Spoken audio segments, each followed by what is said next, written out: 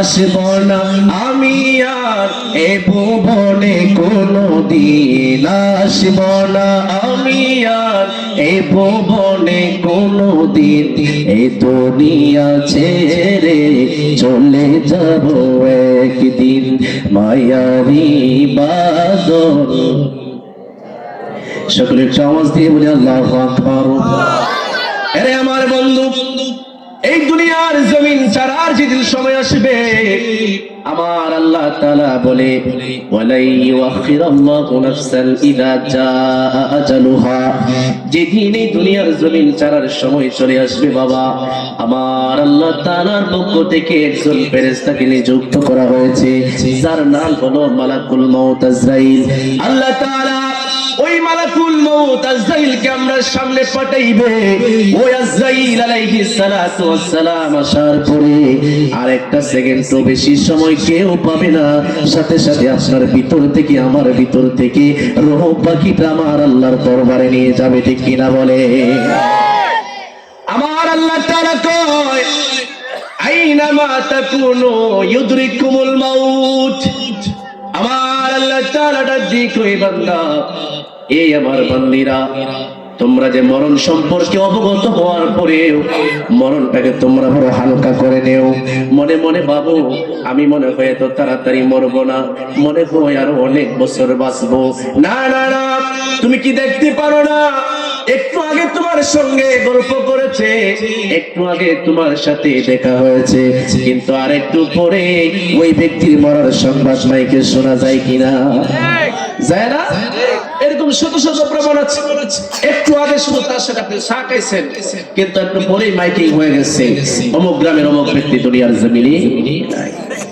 আমার ভাইরা, আল্লাহ তাআলা কুরআনে কারীমের মধ্যে বলেন আইনামা তাকুনু ইউদরিকুমুল মাউত, যখন তোমার মরণের সময় চলে আসবে তখন তোমরা কোথায় গিয়ে পালাবে? কোন জায়গার মধ্যে গিয়ে তোমরা পালাইতে পারবে না, মউত থেকে তোমরা বাঁচতে পারবে না। আমার ফেরেশতা আজরাইল আলাইহিস সালাতু ওয়াস সালাম তুমি যেই জায়গার মধ্যে থাকবে, যেই কন্ডিশনে থাকবে, যেই অবস্থাতে থাকবে, ওই অবস্থা থেকে তোমার জানটা রূহটা আমি আল্লাহর দরবারে নিয়ে আসবি। আমরা হয়ে যাব লাশ। কি হব? লাশ হয়ে যাব। নিথর বডিটা পড়ে থাকবে। সন্তানগুলি বাবা বাবা কইরা চিল্লাইবে। আমার স্ত্রী পাগল হইয়া আমার লাশের কাঠিয়ার দিকে তাকায়া তাকায়া কান্দি। মা সন্তান সন্তান কইরা বুকের মধ্যে তাপড়াইবে আর কান্দি। বাবা যেন রে পাগল হয়ে যাবে, হায় রে আমার সন্তান দুনিয়াতে নাই। এইভাবে কয়েক ঘন্টা চলার পরে মানুষগুলি, আত্মীয় স্বজনগুলি বলবে তারে আর দুনিয়ার জমিনে রাখা যাবে না, মাটির উপর রাখা যাবে না।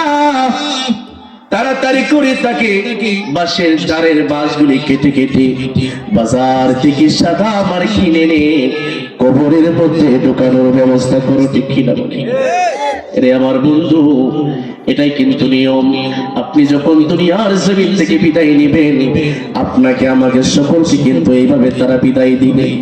বিদায় দেওয়ার পরে বাবা ওই যে আপনি কবরের মধ্যে ঢুকবেন, এই কবরের মধ্যে যে আপনি কত বছর থাকবেন, কত হাজার বছর থাকবেন, তার কোনো হিসাব নাই, কোনো হিসাব না। কত হাজার বছর, কোটি বছর এই জায়গায় থাকতে হবে, কেউ বলতে পারবে?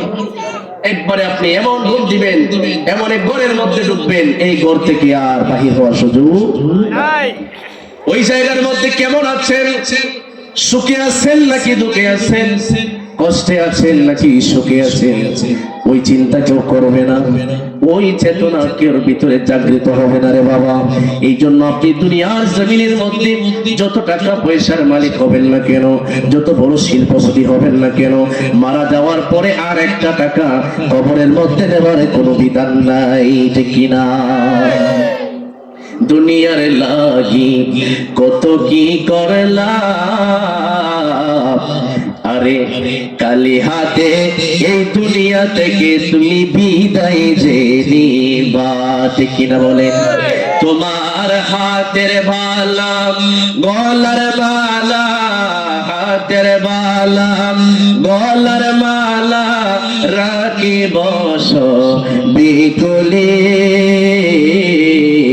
ওই যে দেখো ডাকছে তোমায় কবরের মাটি বলুন ওই যে দেখো ডাকছে তোমায় এখন কবরের মাটি